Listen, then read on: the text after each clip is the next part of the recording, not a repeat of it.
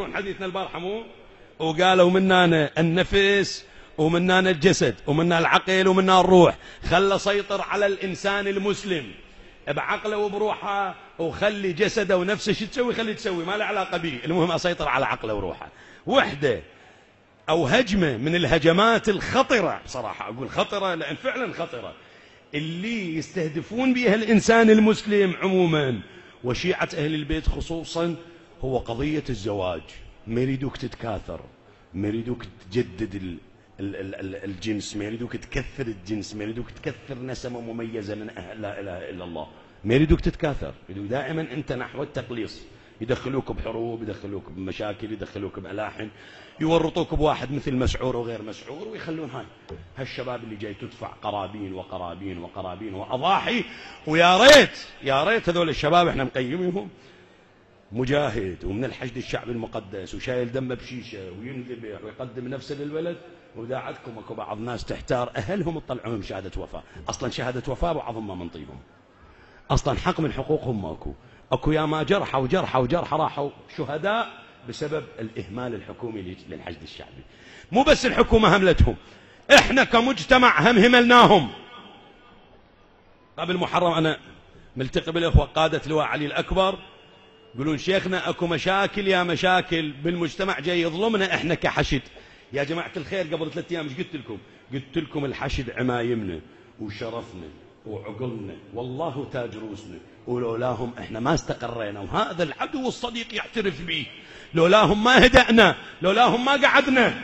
احنا نسولف في موضوع الزواج، إذا يجي واحد مقاتل من الحشد يريد يخطب بنت فلان، فلان ما ينطب انت، عشرات بل مئات الحالات. ليش؟ مو هل جزاء الإحسان إلا الإحسان؟ أنت ما تتشرف تنطي بنتك المجاهد؟ فضل الله المجاهدين على القاعدين أجرا عظيما. أنت ما تتمنى، أنت ما تتنومس تنطي بنتك المجاهد؟ ولو لكل قاعدة شواذ، ترى اكو شواذ بهذا الموضوع، شواذ بالفضيلة، واكو بعض بنات والله اشد على جزاهن الله خير، انجرحا، وهذا اللي انبترن رجليه، وهذا اللي انبترت ايده، وهذا اللي راحت عينه، وهو خاطب وبقن مجلبات بيهم، لانه هذا وسام شرف، هذا باكر يشفع لها امام الزهراء.